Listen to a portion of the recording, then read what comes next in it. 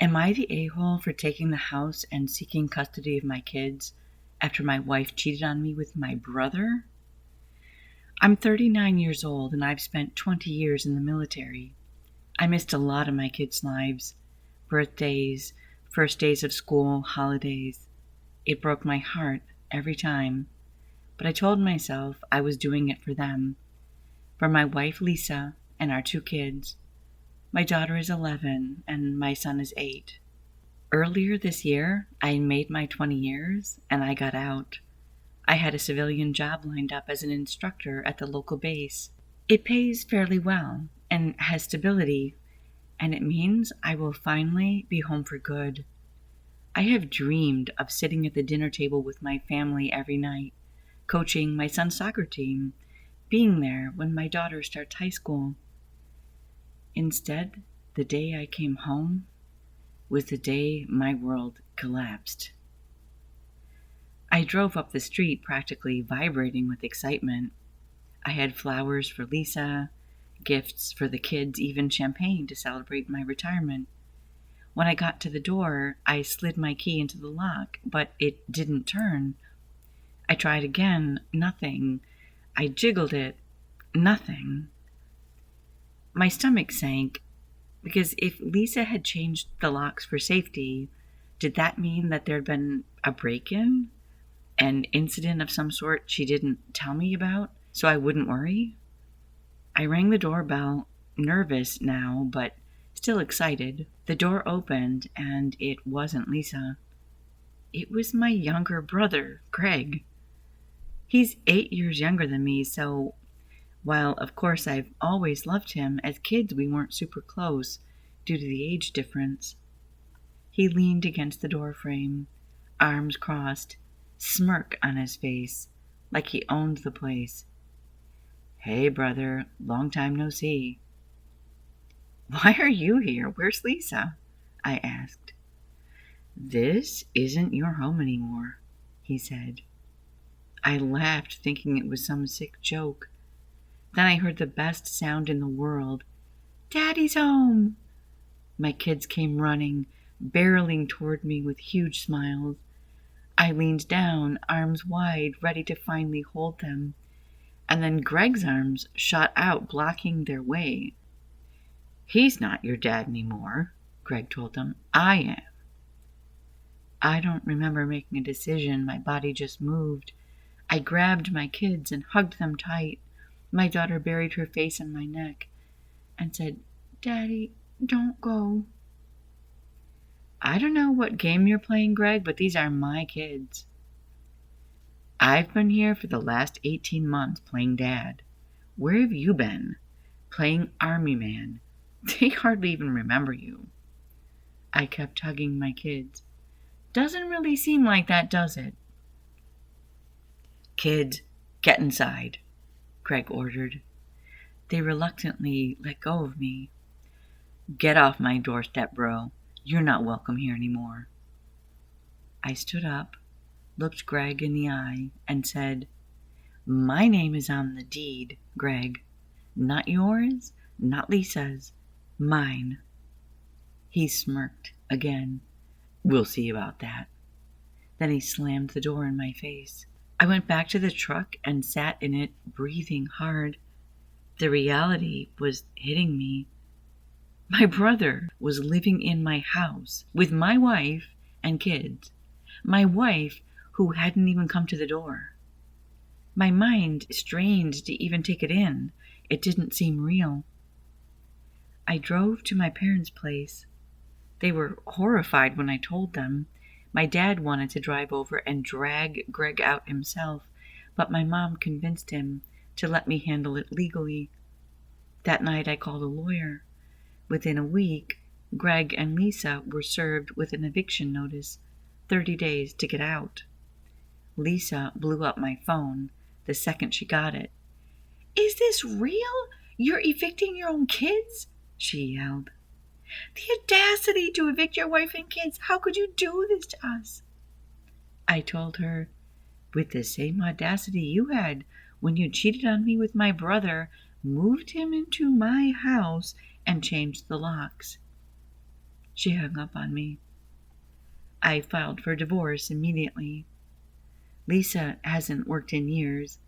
I had inherited the house, and I paid for everything else. While I was deployed, I sent all my money home so she could live comfortably. Now I realize she was living comfortably with Greg in my bed. My kids started telling me things whenever we had visits, which we did, probably on the advice of Lisa's lawyers.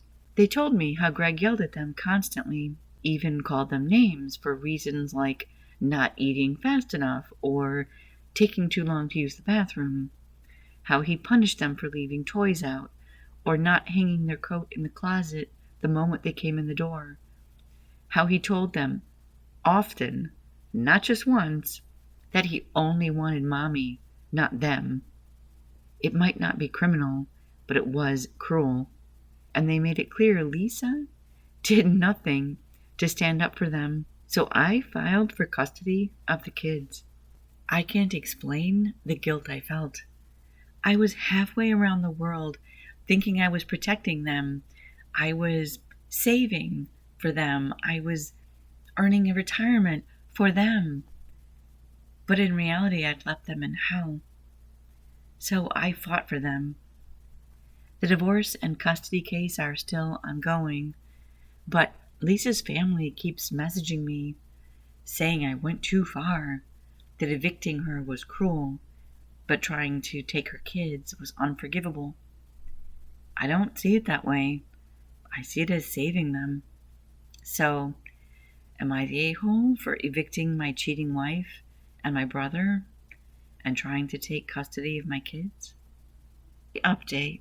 2 months later, Lisa and Greg tried to fight the eviction, claiming Lisa had marital rights to the home. My lawyer shut that down fast. The house was fully mine before our marriage, in my name only, and Greg, of course, had zero claim. They stalled for weeks, but eventually the sheriff came. I wasn't there. My lawyer advised me not to be. But my parents were, and they said it was a scene. Greg screaming, Lisa crying, my kids confused and scared. That part breaks me. But they're out. Since then, the kids have been living with me at the house while we wait for the final custody decision. They've opened up even more. My daughter told me Greg once locked her in her room from dinner time until the next morning because she didn't clean her plate in what he thought was a reasonable length of time. My son said Greg told him real men don't cry and made him do push-ups until his arms gave out. Every time they tell me something new, I want to put my fist through a wall. I've been trying to show them what normal, calm, stable life looks like. We cook dinner together. We play board games. I sit with them while they do their homework. They're still nervous sometimes, flinching if I raise my voice at something. Never them, but every day I do see more of their real selves coming back. Lisa still insists that she should get custody. Her argument? She's their mother. That's it. She has no job, no house, no income, and most importantly to me, she never objected to Greg's mistreatment of the kids. She's living with her parents, who, for the record, don't like Greg either, but are letting him stay because they don't want Lisa to be alone. In court, she cried about how I was ripping her babies away, but also admitted she had not applied for work anywhere, and my lawyers introduced evidence regarding the home environment while I was away. My kids both submitted statements saying they preferred not to live with Lisa and Greg. At the hearing, my brother tried to testify that I was an absentee father. I guess everyone who ever served in the military is an absentee parent then? The judge eventually cut him off. His testimony went so badly that in the end, he stormed out of the courtroom like a sulking teenager, thus demonstrating his anger issues to the judge. Later, he texted me, "You ruined my life." I laughed and replied, "You're trying to ruin my life, and this is just karma righting the wrongs. So that's where we're at. Final custody decision is yet to come. I'm praying the judge sees what I see, that my kids deserve stability, safety, and love. Final update. 5 months after my world turned upside down. I was given primary custody. It's not permanent. It could be revised should Lisa obtain employment or housing, which she still hasn't done. But long story short, she has the kids 4 days out of a month, plus occasional holidays, and I pay a small amount of child support. When the ruling came down, I cried in the courthouse. My lawyer patted my back. My parents hugged me. I've changed the locks on my house, making it feel absolutely mine again. I've walked through every room, mentally reclaiming it. It hurt seeing the bed where Lisa and Greg had been. But I bought a new bed, got rid of the old one, and made the spare room my room. The kids adjusted fast. They're thriving. My daughter joined the school play. My son started soccer. They laugh at the dinner table. They take their time eating. They have the confidence now to not be perfect kids, to leave some toys out, to avoid the broccoli on their plate, to occasionally moan or whine about something they've been asked to do. And when I see that privately, I'm thrilled. It means they feel truly safe again. About a month ago, Lisa called me, crying, saying she'd made a terrible mistake, saying it would be hard, but she could break it off with Greg if I would consider giving her a second chance for the kids' sake. I told her no. Calm, simple no. Just days after that, she split with Greg anyway and kicked him out of her parents' house. Interesting that she'd basically already made that decision, but she called me up offering it as some sort of proof of her newfound devotion to the kids. Sheer manipulation. She was kicking him to the curb anyway. Greg, meanwhile, still sends me angry texts. You destroyed me. You'll regret this. He never once acknowledged that he destroyed me first. My parents refused to let him move back in with them. I don't actually know where he is, and I don't care. It's not perfect. Co-parenting is really messy. Lisa sometimes tries to guilt trip the kids, and I try to help them untangle their feelings. But overall, we're okay. I tuck them into bed. I wake them up for school. I'm finally present, and they know they're loved. So, am I the a-hole? Some of Lisa's family still says I went too far. I'm still getting texts from them and Lisa claiming I could have done things differently. A couple people in my own extended family agree with them. I feel good about the choices I've made, but it's hard not to have some nagging doubts. Thanks for joining me for this story.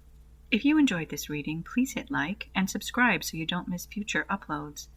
Leave us a comment and let us know what kind of story you'd like to hear next. This is Tales by Rachel, where we breathe life into every story.